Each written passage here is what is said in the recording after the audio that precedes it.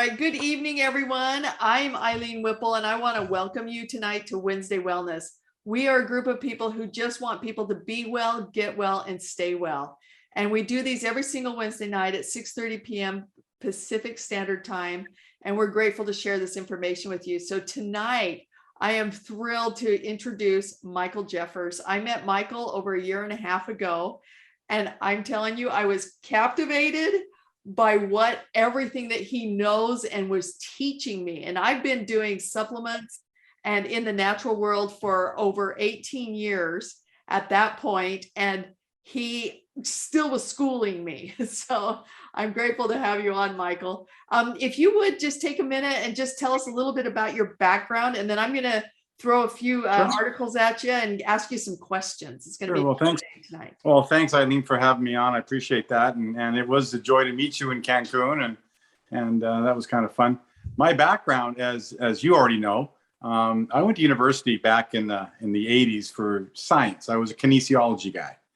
And I was, as an athlete and a trainer, sports nut. I am 58 now, right? So I do have the right to have this much gray hair in my head. And I was into sports, but I've never really been involved in pharmaceuticals at all. Like, hey, if I got injured and I got injured enough, no problem.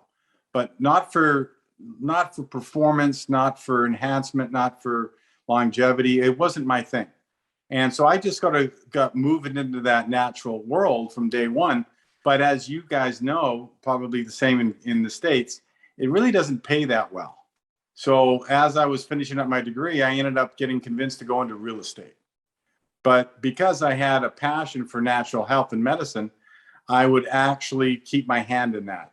And I was asked to go on a board of different companies. And the most recent one, just before life vanished out of my world, was a natural health company called Conscious Planet. And we were the ones originally brought hemp to the world about 30 years ago. So back then, the challenge of convincing people it wasn't marijuana, which is just a colloquial term that was created by Mr. Hearst himself. It wasn't actually what's called wacky tobacco, marijuana. That's what it means. But yeah, he didn't want hemp to be used because he owned all this lumber, right? So he vilified that. Well, in Canada, we didn't buy into that anyways, but the bottom line was it was hard. I was using that protein and the oils and the seeds forever and for 30 years. So when my buddy asked me to sit on his board and then become his vice president as a full-time realtor, I could do it. It wasn't hard. And then he had an idea that he wanted to expand into other nutrients. And so we sat down, and I'd written a book about 20 years ago now. And the book's called Smart Weight Management. I think I sent it to you. Did I send it to you, Eileen? That was on my wife's agenda to do. But it was an ebook. I didn't need to make any money at it. It's a 50-page manual. It's not exciting reading. It's basically a 12-week journey to regain your health. And if I really told people what it was, they wouldn't do it. It's a detox program. But you start by doing little incremental things all the way along. Before you know it, 12 weeks in, you've changed your whole life. Everything to do with, you name it. The book was quite extensive that way. And so I just kept finding and looking and getting more in-depth in all this stuff that was it was around back in the early 80s, but nobody ever studied it. So when Life Vantage showed up, and I was the vice president of a health company, I was using the probiotics, enzymes, minerals, blah, blah, blah. I had it all. And this guy shows me a video. Now, I know who Joe McCord is. He's in my freaking textbook. Okay. And I go, what? You're coming to Canada and you need some help educating people on that? I could figure that out. Now, back when we started in Canada, you couldn't do the business. It was only customers only. Fine. I was the vice president of a health company, and I was a full-time realtor. I didn't need another occupation. But I wasn't going to ignore the science. So I delved into it both feet, told everybody I knew, showed them all the science. And from then on, was 6 months into it, they now allowed us to do the business, and I just took off from there. And within a year, I was able to quit real estate and do my passion full time. And that's how my background in natural health and sales and real estate, all that kind of stuff. Wow, I love it. Thank you, Michael. I actually didn't know you had that extensiveness into supplements. So if we were talking about supplements, and I have a nice bag here of many supplements from different manufacturers. So how would you know to trust a supplement if you were in part of a company? How did you know what products to buy and to consume? Well, as a manufacturer, I'll tell you there's some secrets that they don't want to tell you. So the obvious ones are either they know and they're doing it anyways, which is not good, or they don't know, which is not good anyway. So if they're doing things like, let's use a simple example that everybody knows, and we see the advertising. Let's just use a 1-a-day vitamin.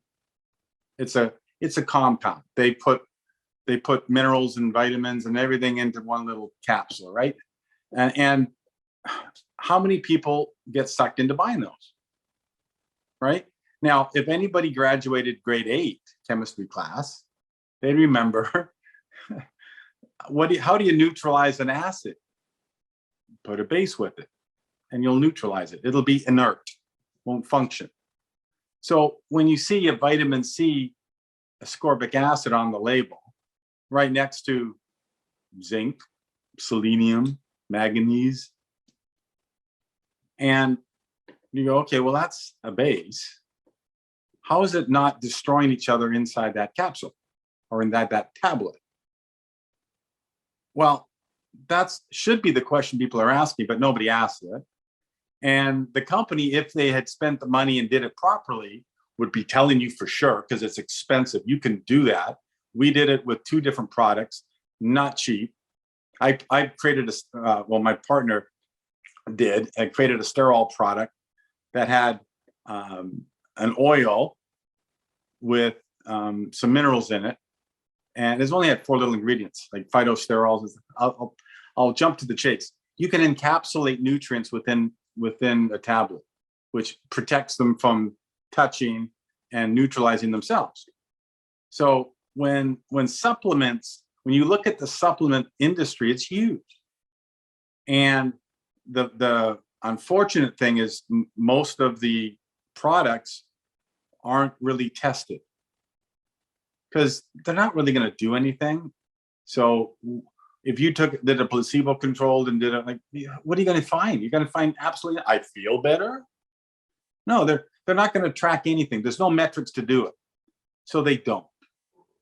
And then you have this naturopaths that use the higher grade ones, and they actually want to give you the highest of this and the highest of that and blah, blah, blah. They're not any better. Like, I have some good friends that run major stuff across Canada that I help them with their health, but their manufacturers are just embarrassing because you can get more nutrition out of the food that you're supposed to be eating than out of a supplement. And it's all bioavailable because of the matrix that is all put together with it. So they don't want to tell you that. That's right? incredible. And so you're right on. The supplement industry in 2020 in the United States was $140 billion. And they expect that to raise 8.6% every year because people are doing more and more supplements. And then on your note, I don't know if you're aware of this, but the New York City General in February of 2015, he went into 4 major retailers and he pulled their supplements off the shelf. Have you heard this one? I can tell you the story we did in university. We did a study on echinacea. Everybody knows about echinacea. Your grandmother told you about echinacea. But in our University of British Columbia, we pulled 10 different manufacturers. All had 100 ml, and they tell you the percentage of echinacea is supposed to be in this 100 ml bottle. Out of the 10 that were pulled off the shelf, only 1 had echinacea in it, and not at the level that they said. So we were we were in the forefront 30 years ago of bringing in what they call the natural health product numbers, the NPN numbers. Now, remember, they were pushing for DIN numbers. They wanted us to be stuck in the DINs, drug identification numbers. That's what they wanted. And we went, whoa, whoa, whoa, whoa, whoa, no, no, no. We're not going to play that game because only doctors can prescribe drugs, right? So you sort of sign off on that, you just screwed yourself. So we created this NPN system 30 years ago. And the bottom line was we were asked to have a criteria the same as a drug company. That's all. We wanted to say, okay, if you're forcing the natural products companies to perform, then okay, you will use the same standard. And you guys know that the drug companies, to get a drug licensed, not to have it do a good thing, but just have it licensed, you need to have one positive study sent to the FDA. Now, I happened to meet the vice president, a retired vice president of Pfizer years ago. And I asked him, when I heard that, I said, do they ask you to submit how many studies it took to get the one positive one? And he looked at me like, you're the only lay person I've ever actually had that. But that's a very good point, because a positive study is 51%. So you had 10 people, 6 people did something. Nobody died. That's a positive study. Nobody died. It's a positive study. They'll give you a license. So it's like, don't get me started, but that's crazy stuff. But yeah, so what was your study that you heard? What was the study you heard? You had the odds of 90% of false CDs. This particular thing that the New York City General did, it was 80%. So 4 out of 5 basically were not what they said they were. And they found house plants in it. They found particles like gluten, soy, and peanut, which are, quote, huge allergens that weren't even listed on the label. They even found one product, and I won't mention the commercial store name, but it was for vitamin B. It had 0 vitamin Bs in it. Oh, 100%. Oh yeah. Yeah. So again, I've been on stage for 35 years, just trying to pull the curtain from in front of the wizard so they can see who this guy is. It's like, no, so I was the raw food, live food guy before raw food, live food was a thing. We were doing hemp smoothies before smoothies were a thing. We're doing juicing before juicing was a thing. Because I am 58 years old. And so it's like, I'm trying to explain to medical professionals who I play golf with every day, every week. They come to me for their health issues. I don't go to them, because there's never been a drug created to help you. There's not. The drugs mitigate symptoms. That's all.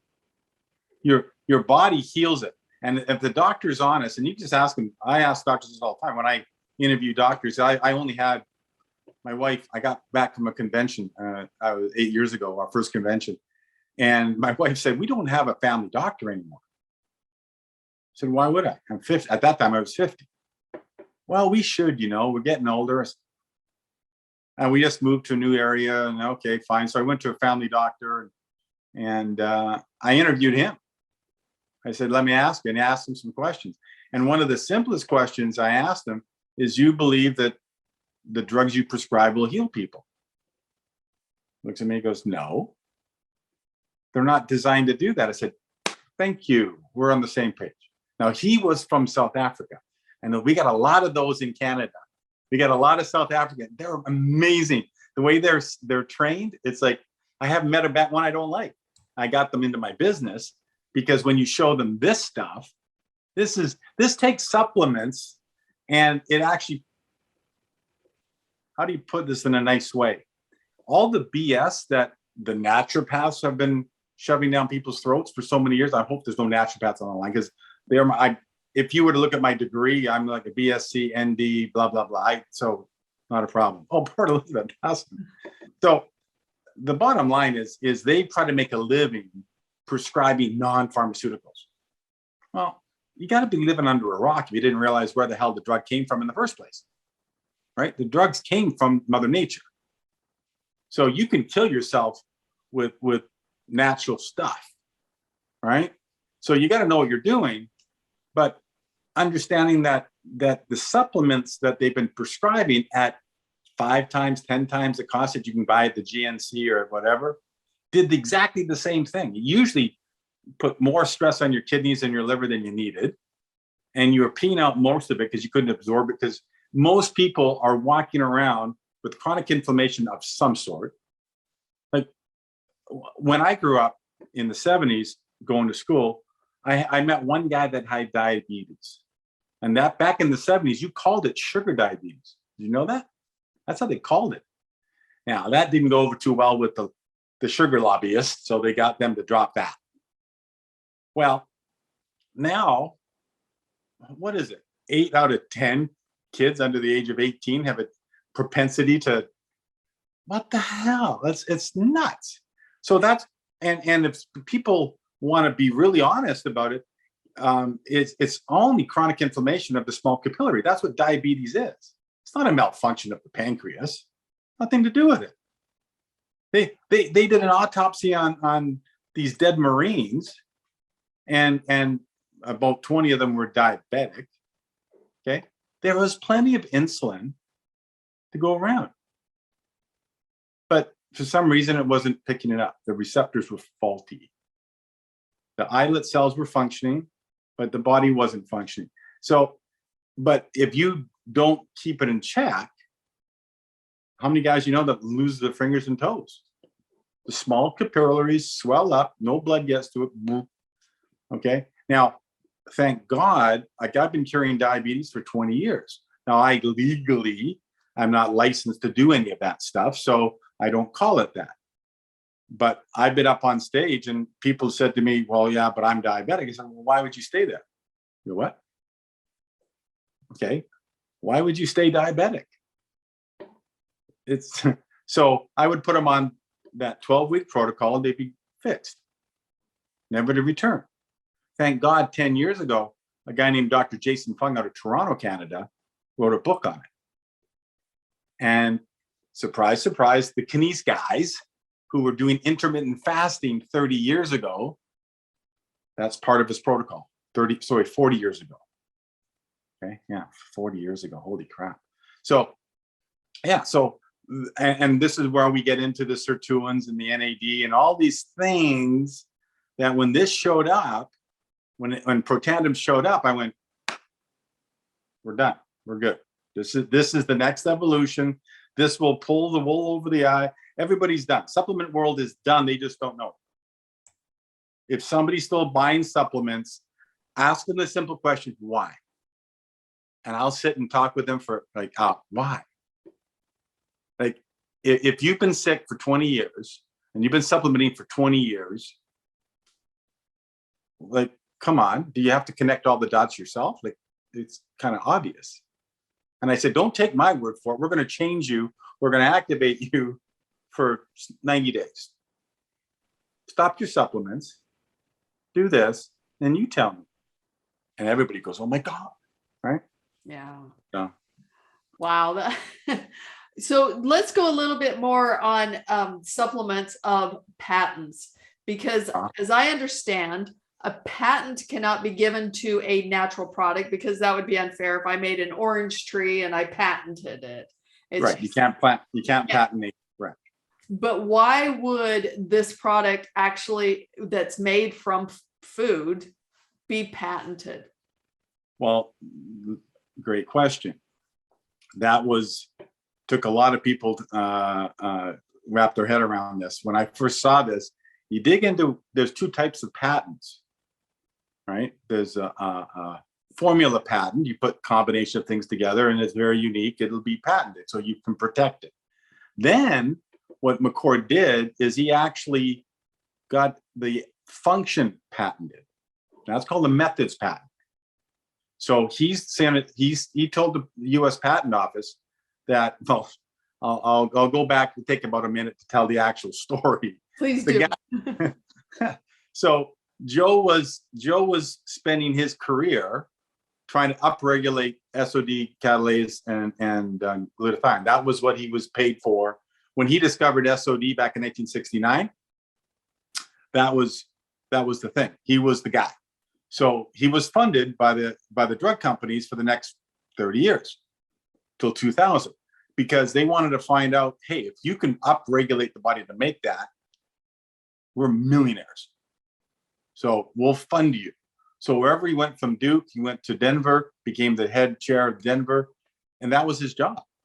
And a couple of entrepreneur guys that were, I don't know, very similar to me in the sense they're not really formally doctors, but they've dug into more than most doctors ever will in the natural world. And these guys knew what was going on worldwide. And they sort of looked around and they were going down this path.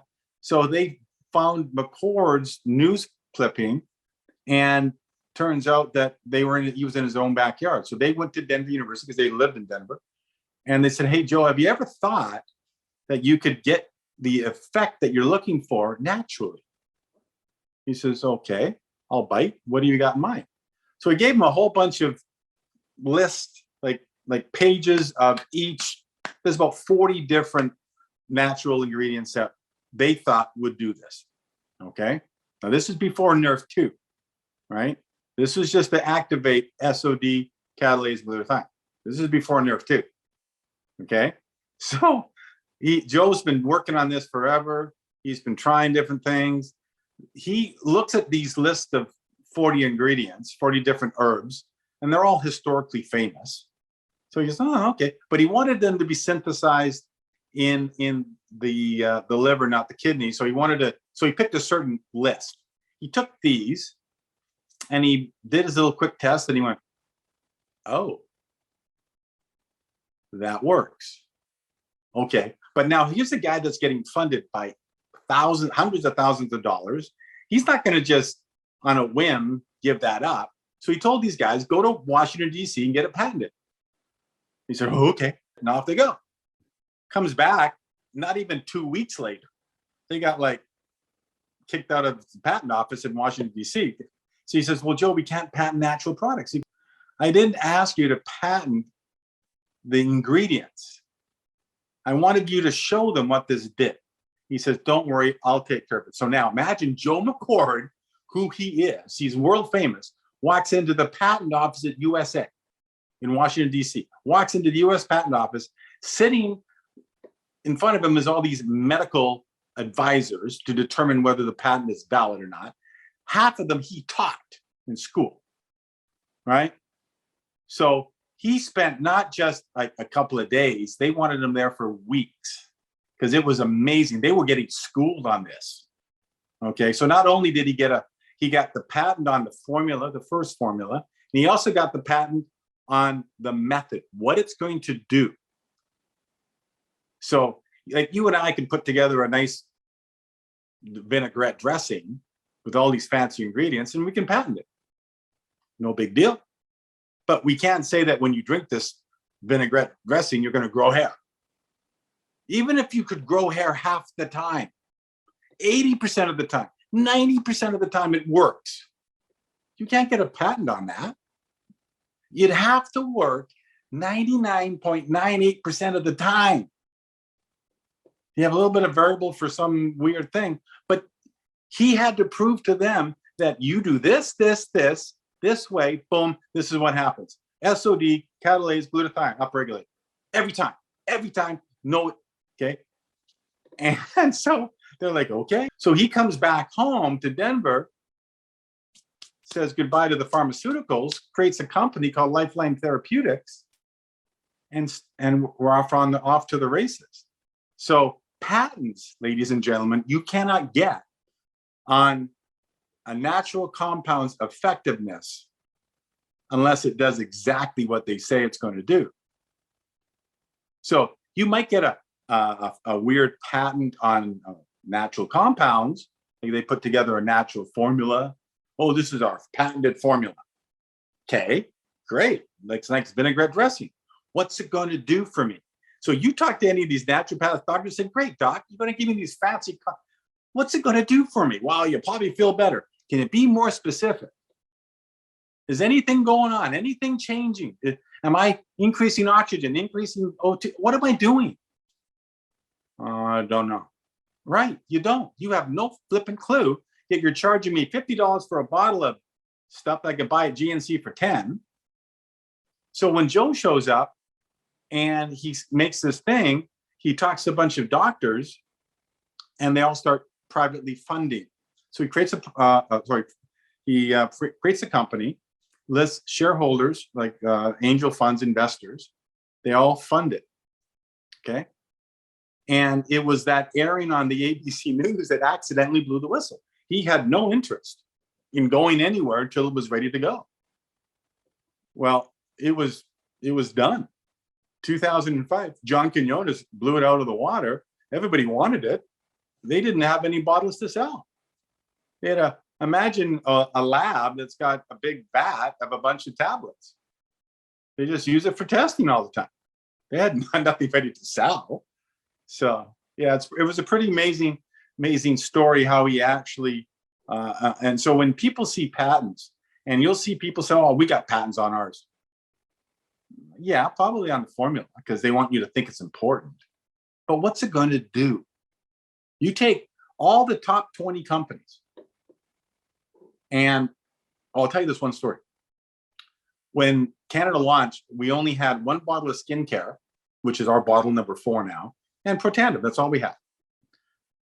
So my wife, as you know, she ran a college of aesthetics for 30 years.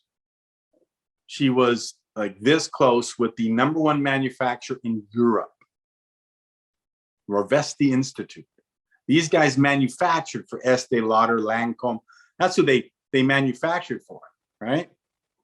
And so when Dr. Rovesti would create something, he'd always give it to the Dominelli girls. Yo, you try my little thing, try my little thing. So he'd ship it from Italy into Vancouver.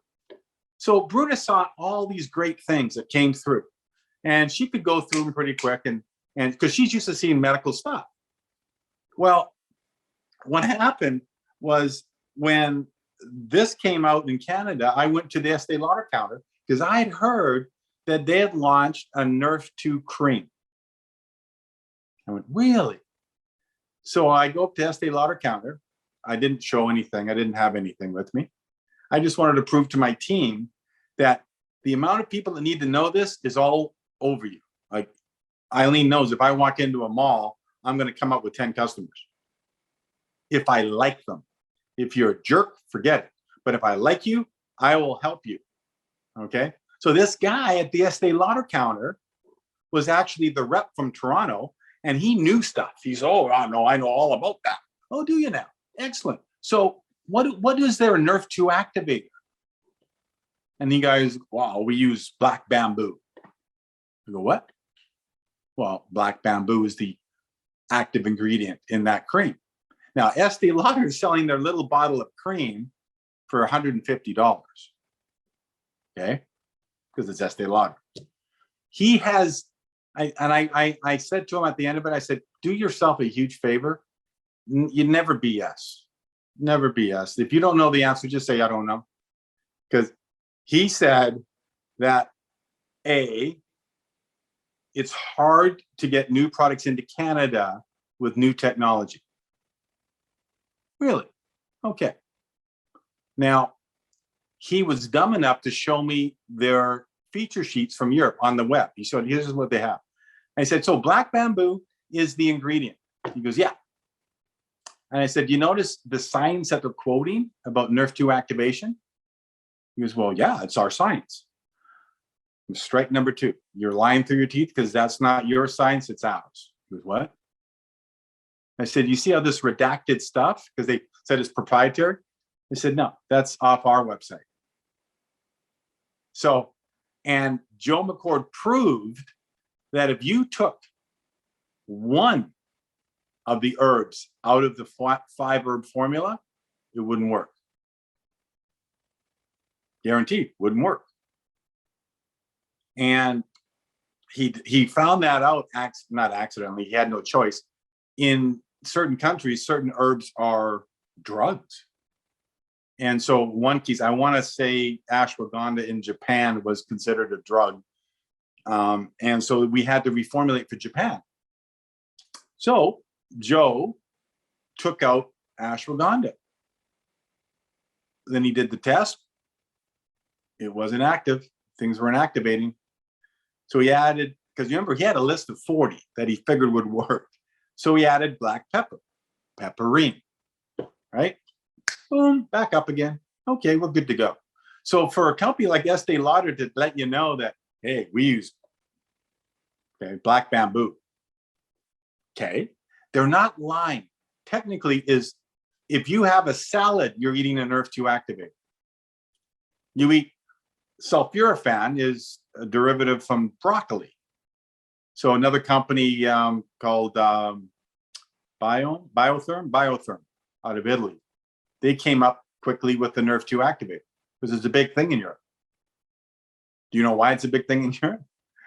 Because we were asked to go to a lecture, a symposium on Nerve2.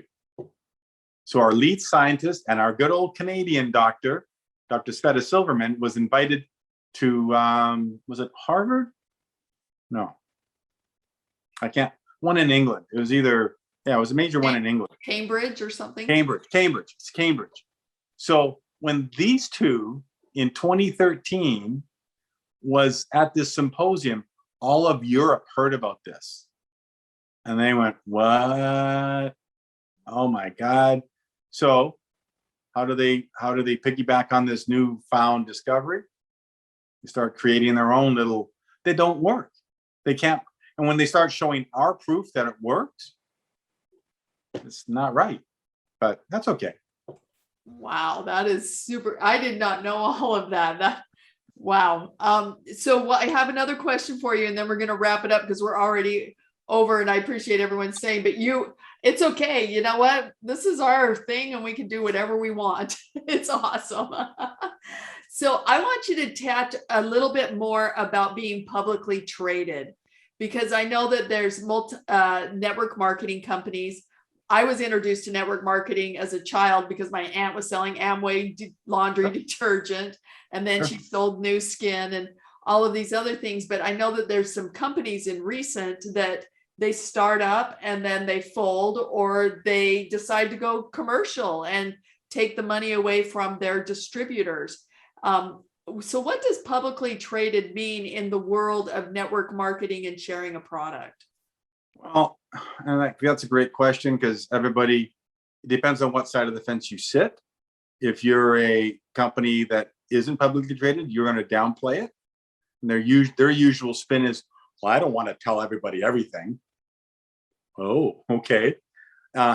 Full disclosure is the benefit of being public. The company by law must actually expose all their accounting to the Federal Trade Commission, the Securities and Exchange Commission, SEC, every 90 days to verify that money coming in and money going out is accurate. So there's so many checks and balances in a public company that you don't find in a private. And being on both sides of the fence. Now, I started with LifeVantage when it came to Canada 2013. Before that, I'd been involved, and my wife will give you the details, probably at least a dozen before that. And some at the corporate level as the educator, because I like health products. But if people actually knew what was going on behind the scenes, like the owner's an idiot, or the owner's misusing the funds, or you're buying next month's order with this month's sales, like all this stuff. That's 1,000 start every year and 1,000 die every year. And there's not really any kind of clandestine motivation to try and steal money from people. I think they really start honestly to try and do something right.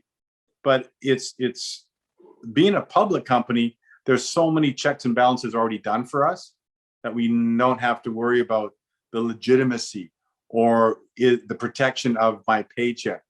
But one of those notes I wanted to just make a note of, one of the things I saw recently is, if you want to make money, get a job. If you want to create wealth and a life, join an MLM. And people go, huh? Because it's,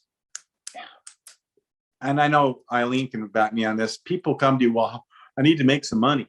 Well, go get a freaking job. But if you want to change your trajectory and you want to end up somewhere better. Now, when I was 50 and moving, my youngest child was just graduating, I was a full-time realtor. I was not an idiot. I knew that for me to retire in Vancouver, Canada, you better have some way of making $10,000 a month. Now, you guys all know the cost of living in Vancouver. You just go pull it up on the internet. It's nuts. Like a piece of dirt in Vancouver is $1 million. My kids just bought a townhouse for $700,000. It's a freaking little townhouse that I just know. So, Dad, I live in I as a realtor for 30 years, I don't own real estate anymore. I invest my money. Okay. So I happen to live in a $3 million house that nobody else could afford to rent, yet I can. And my kids are struggling to pay their mortgage on a little shack of 1,200 square feet. I have 4,500. Okay. So it's like, how do you teach the children how best to use money? So if somebody starts talking, this is where the new conversation is going, and I'll end it real quick so I can talk forever. But understand that you're not just spending an hour a day, 2 hours a day, whatever it is, to go build a network to make some money. I was playing golf with a doctor buddy of mine, and I made a joke with him that I thought he was a nice, generous guy. He goes, well, I am. I thought you were too, but then I realized that you don't have a pension, right? He said, you're taking care of you and your wife. You can retire. You got your savings. You got your house, but your kids are still slaving away, working away. There's no, your kids have no escape trajectory. You can't hand them over your surgery or your doctorship or like I played golf with these doctors and lawyers, and I had them on the ropes because they were like, huh? I said, imagine a pension. Maybe people talk about pensions. Like if I talk to my 40-year-old version of myself, I'm 58, and I asked go ask what you're going to retire with at 65, which is only 7 years for me. It's $1,200 Canadian. That's embarrassing. But they want you to work 40 years for that. Now, that may be okay for some people. I'm not going to judge them either way. But if you were to die, that pension, it might go to your wife if you have that clause in there, but probably won't. It will not go to your kids. And it definitely won't go to your grandchild. So when we were traveling a lot, we went to Europe for a few weeks and we had the conventions and stuff.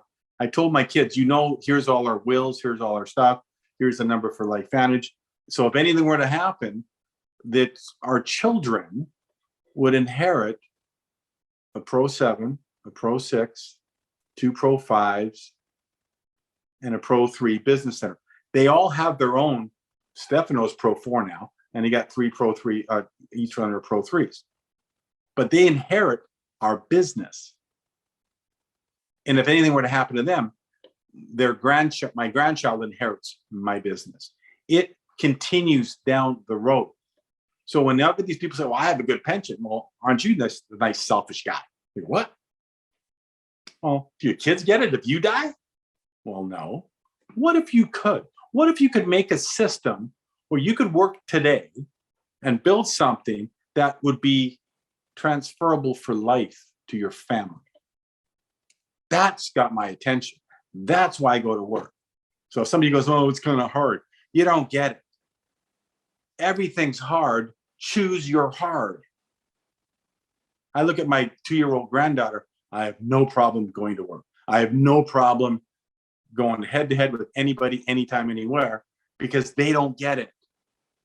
And it's my job to ask the right questions long enough to have them go, oh, I never thought of it that way. If they believe what they believe and they're not willing to look at it, that's fine. I know that everybody needs this. And now it may not be LifeVantage for people. They may want to go somewhere else. But public companies are the easiest way to ensure longevity, because there's only 17 of them on the planet right now. Wow. And none of them have failed. Some are less relevant, like Herbalife is not really relevant anymore, but it's still in business. Okay, so that was a long roundabout answer. Sorry. No, you're all Question. good. I want to hear what you have to say, and I'm going to open it up to questions if you have a few more minutes, Michael. But Oh, I I'm all wanted yours. to go on what you had just shared about a pension, because Dr. Brimhall actually went fishing last week with his father and two of his friends.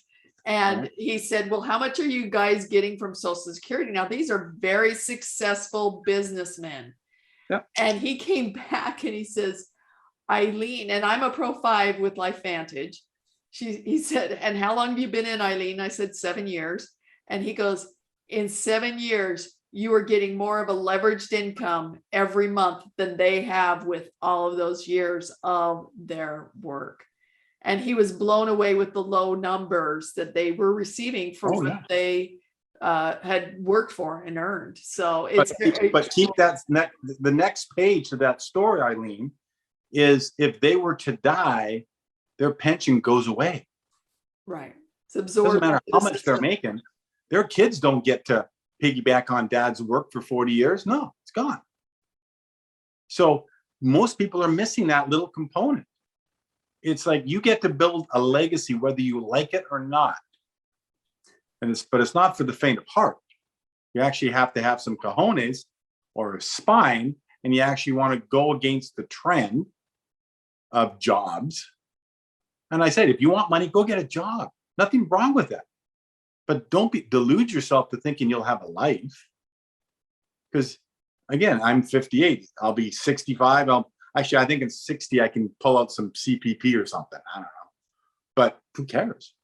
It's like, whatever. Everything I do towards LifeVantage is for my future of my children.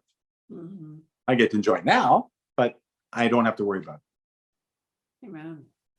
All right. Thank you, Michael. And you guys, thank you so much for joining us. I'm going to close it out and then we're going to go to question and answer real quick. Sure. But we're here every Wednesday. We also have a Facebook group called the Biohacked Body I invite you into. And if you're watching the replay, whoever shared this video with you, go back to them, get your questions answered, see what's right for you in your life. And I thank you again, Michael, for joining us and being so informative. You've shared so much information. Thanks for watching. And remember, one change can have an enormous effect. Remember to subscribe, hit the bell and the like, and we'll see you next time on Love to Live.